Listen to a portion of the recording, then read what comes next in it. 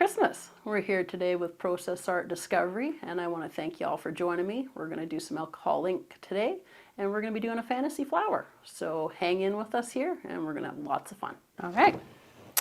All right, so today we're going to have lots of fun. So today I'm going to be using some air, some alcohol inks, going to be working with a little bit of metallics, and my goal here today is to show you how I create my fantasy flowers. We're working on a Christmas flower today. This could be an amaryllis, this could be anything you kind of want it to be, it could be poinsettia, but we just kind of let it happen and put the magic to it so it becomes just a magical little piece of art. So what we're working on today here is just a piece of photo paper. This here is just basically the back side, which is the non-porous side. And the nice thing about this paper here is they don't do any print on the back, which allows us to be able to have a nice blank surface to work with.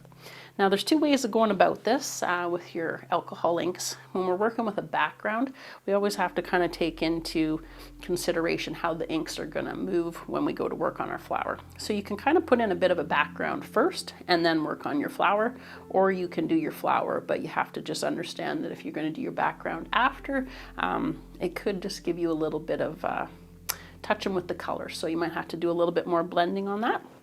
So what I'm going to start with is just putting a little bit of my blending solution down, and this is kind of like our water to paint. So I'm just going to kind of put some around the outside edges to start, and this is where I'm just going to work in a bit of a background. And with the background, we're going to start with a little bit of greens, and I'm just going to kind of drop a few drops in there, just on my outside edges. And then I'm going to come in with my sponge, just a makeup sponge, and I'm just going to dab those colors around. And I don't want them too strong to start. I can always add a little more color in there as I'm going. But right now I just want to kind of get a little bit of texture into the background and allow it to just kind of have a bit of something, just so it's not all blank for the flower to come into. And then I'm going to kind of not go into my middle area, as I want to put the flower there. And I'm going to take a little bit of a different green and just put some more drops in, just to kind of give some variation in my depth of color. And just do the same thing. Just take your sponge and just tap around all the way out to the edges. And just twist and turn as you're going. No real.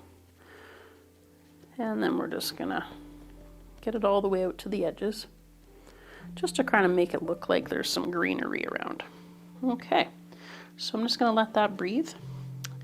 And what I usually do is I kind of decide what my flower color is going to be. And today I'm going to work with a crimson. We got a bit of a poppy field and a bit of a watermelon. And in the center I'm using the denim blue. I mainly am working with the Ranger inks today. The Rangers, I find if you just keep all the same brand of ink together when you're working, it usually goes best. Sometimes they don't always flow as nicely as they could together. And then the other thing we're going to be using today is just some canned air. This is nothing fancy, just kind of what you'd use to clean off your desk. And it's just a little can, and you just got to give it some bust. So I'm just going to start with some drops of my ink, and all we're going to do is just lightly give it some bursts. And you don't want to go too hard on the air, or you'll get your flower running away on you. And it's okay if it does, but we try to contain it a little bit. And again, just a little blast. And it doesn't matter if those petals aren't quite perfect, because we're going to be doing some layering. And so we just put a little drop of ink, and then just decide the direction you want it to go, and just give her a little air. And you'll see it's not completely dry. The edge is still moving a bit, and that's fine. So this crimson is a real beautiful red, nice deep vibrant color. And we're just going to give it a few little bursts. And if you're looking like your flower's not really shaping up, just be patient with the process. Sometimes it can take a little bit to get them to come to life. And you just keep adding a drop of your ink with a little bit of air. There. And just little short bursts are the best. And that way you'll find that your can will get cold if you do long, straight bursts. So you just want to do little tiny ones. Okay. Then I'm going to come in with my, what do we got? My poppy field. And we're just going to kind of put another little dab in, and we're going to do the same thing. Just tell it where you want it to go. And what we're trying to do right now is just build up some layers of color. And we're staying in the same family, which is pretty safe for when you're starting out. You can't really go too wrong. And you can see already that we got a bit of texture building in the center of our flower. And again, just kind of eyeball where the next little dab needs to go. And we'll just add another little dot.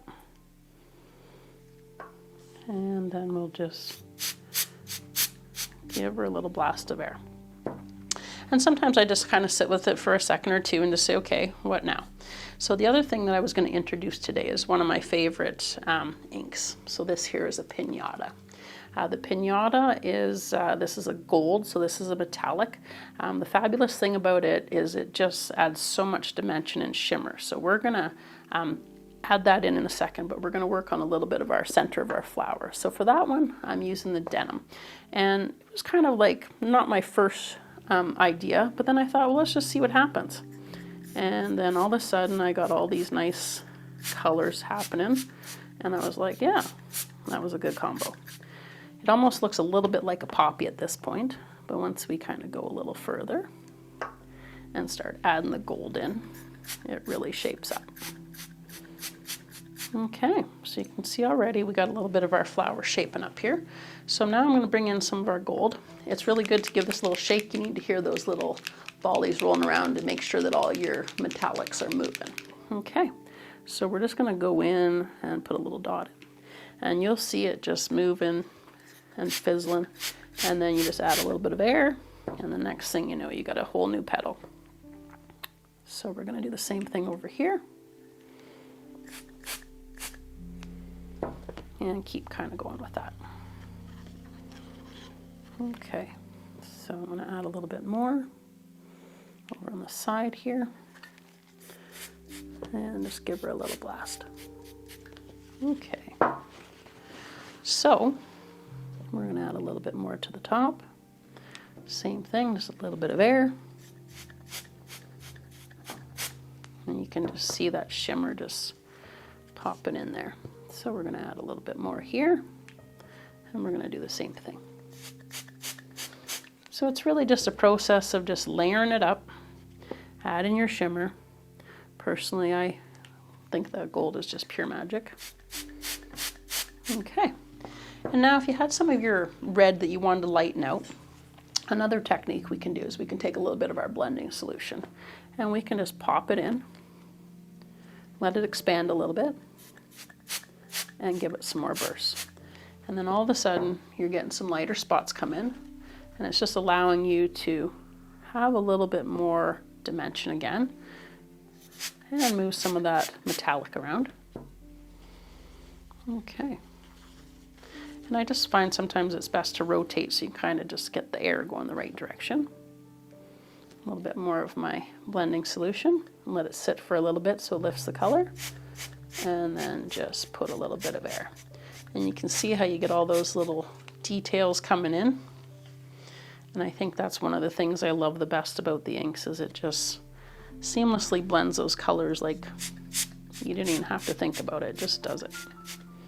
Okay, so I'm feeling I need a little bit more over to the side here. Got 2 drops there, so we'll see what happens with that. Okay. Now, if it got a little too light, I could always go back in, and I don't think we put any poppy field. We did. It was the watermelon. We're going to add a little dab of watermelon in there and just see what that gives us. And the deeper the color, the more pigment it has, so the lighter the colors, the farther they move, and they have a little bit more expansion to them. When the color is really pigmented, I find that they'll stay in their place a little longer, they won't expand as much. Okay, so at this point I'm saying, what else do I need here?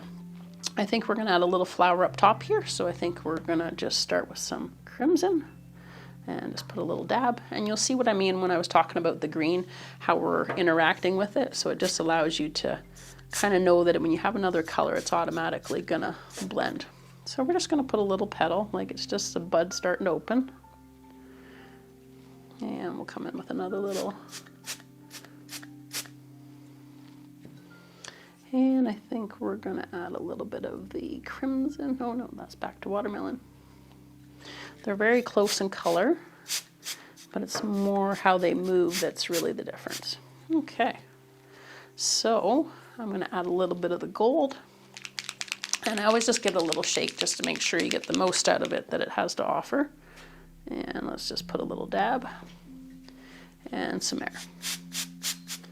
Now that didn't move too much, so we're going to add a little bit of the blending solution just below it. And then we'll go for another little. Okay, and I'm just going to darken up this bottom a little bit. Okay, so we got our little bud starting there. And what I think I'm going to do is I'm just going to take my little microfiber brush. The little microfiber brush just have a little plume of fuzz on the tip, and they come in different sizes. You'll see me talk about these guys lots because I truly love them when I found them. They just help so much with the finer details. So with these guys, you can put in some stalk, some stems, some leaves. So we're just going to put a little bit of our, what do you got here? Green meadow. And we're going to come in and put in a little bit of a flower base here. And nothing too serious, just kind of let it happen. Decide where you want it to go and how it's going to flow. And then we can even bring a bit of a stem down the bottom here. Just add that in. And if you find it's expanding too much, just give it a little breath, and then it'll just settle right down. That just helps the alcohol, to just evaporate a little quicker, so it's not growing and get in places that maybe you don't want it to go. Now, if I was to get a little ink going too far, you can always just take your Q-tip, dip it in your alcohol or your blending solution, and just tap it off, and you can always just go in and just clean up any edges that you maybe got a little more than you would like. Now, it won't take it right back to nothing, but pretty close. The paper does absorb a little bit of pigment, so I'm just going to find a little bit of a deeper green here. There we go. And I just want to add in a little bit of darkness around the back and maybe even put in some leaves here. So we'll do another little dot. We'll get the air can, and we're just going to give her a blast. Now that green is a little deeper than I'd like, so I'm just going to take some of our meadow and put a little dot in there and give her some air. There, that's more the green I was looking for. More of what I would call a Christmassy green. Okay, and we're going to do the same thing, and we'll give us a little leaf over here. And we're just going to move it with some air. And sometimes I let it expand just a little bit to kind of get more of a shape that I'm after. And then just let the air happen. Now, if you get these little tentacle guys, don't worry. We're going to go over it with some other green. And we'll just do a little drop in there. And we'll let it expand a little bit.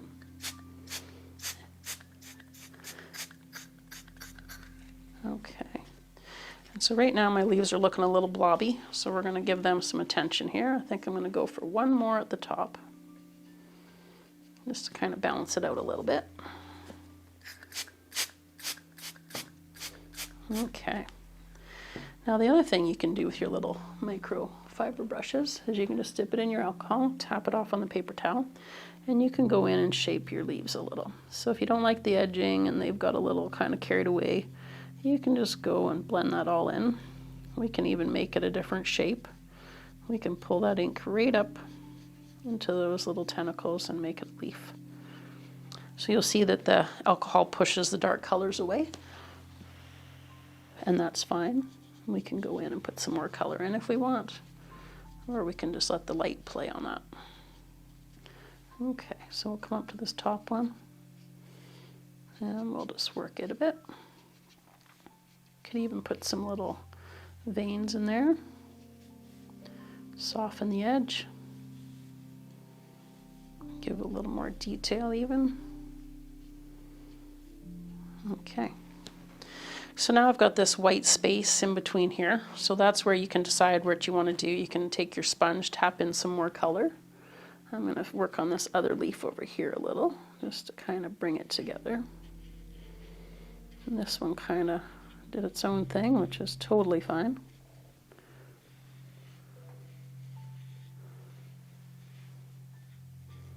Okay.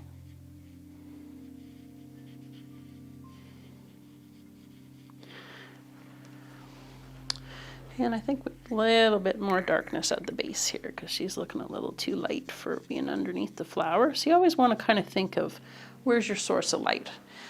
With this flower, I'd say my source is kind of more on the front of it rather than the top or the side. So I kind of go, okay, well, there'd be a bit of a shadow down here. And, you know, you don't have to be like totally serious about where your light's coming from, but it does help just to really give it some dimension. All right, so I got my flower. This little bud up here needs some attention. So I'm just thinking to myself, I'm going to add a little bit of this. Actually, I think I'm going to make a center. So this one's going to switch up. We're going to put a drop in the middle, and we're just going to give that some air.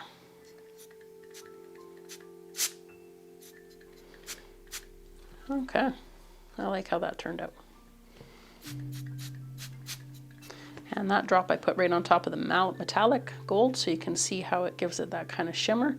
And I think I'm going to go in with my little tiny brush here, and we're just going to do a little detailing on that and see what we can kind of create a little more texture on our flower here, a little more interest. And it's always good to just touch down on the paper towel before you go straight to your piece with the alcohol. Sometimes even though these are little brushes, you can get quite a good amount on them. And the next thing you know, your whole flower is morphing and moving, and you have to just kind of give it some breath. All right, so now what's going to happen is I'm going to take my sponge, wherever that little guy went, there he is, and I'm going to load it up with some greens. So we're going to do a couple. And we're just going to tap them on here. So I'm not squeezing really hard when I do that. I'm just gently tapping. And now what we're going to do is we're going to kind of go in close to the flower and kind of build in some greenery without hopefully touching down on too many of the areas of the flower. But if we do, it's not the end of the world. We can just go in there and touch them up.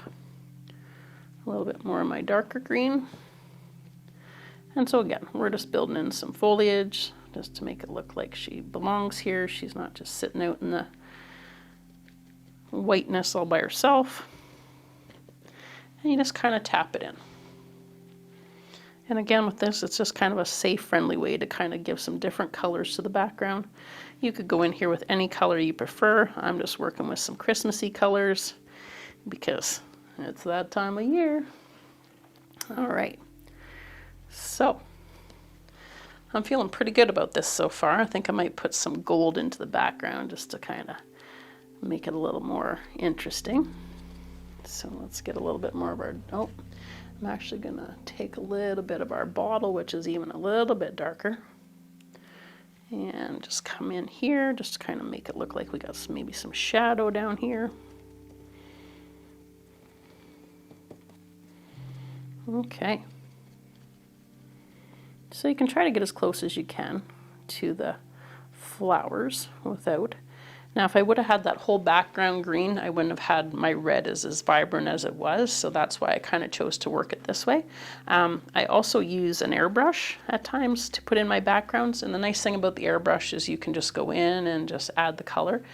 It will kind of overlap on your flowers a bit, but you won't even barely notice it because it's such a fine mist. So it does work really well. Okay.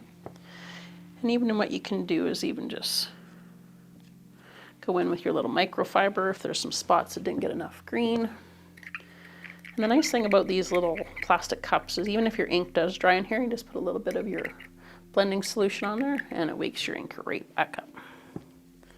So I'm just going to go in and give this guy a little bit more color, a little bit more texture, so he stands out. And then I'm going to add a little bit of color just in these areas where I couldn't get in with my sponge. And if you start picking up on the other colors, just give her a little wipe off. All right.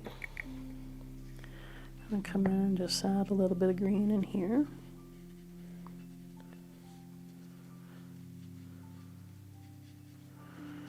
And that just fills in that white area. Okay. All right. I think I'm going to work on this leaf here a little bit. She needs a little bit more attention. So we're going to see if we can't kind of give her a little direction here.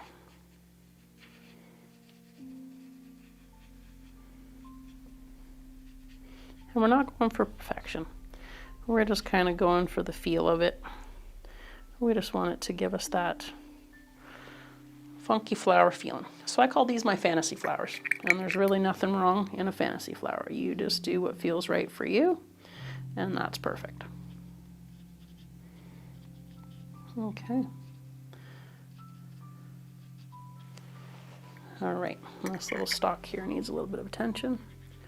So we're just going to deepen it up.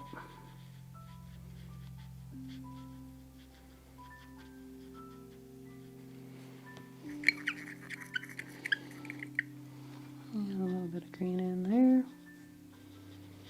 So basically you can just go around and finesse it, give it a little attention, any details you need to add in.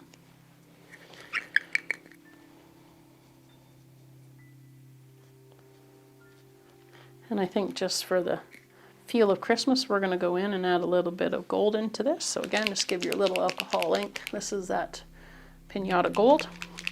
The gold with the Ranger is a nice color, but it just it's a little heavier, a little paint consistent. So the mixatives with the Ranger are a little heavier. The Pinata, I definitely prefer the gold on that one. So all I've done is just taken some dabs onto my green sponge, and we're just going to go pop it into the background. Just to give it the Christmassy vibe, gotta have the sparkles. All right, so a few more of those guys coming in.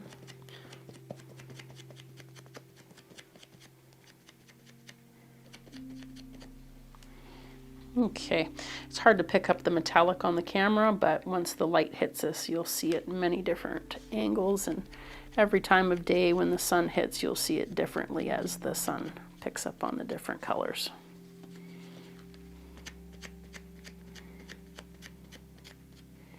All right.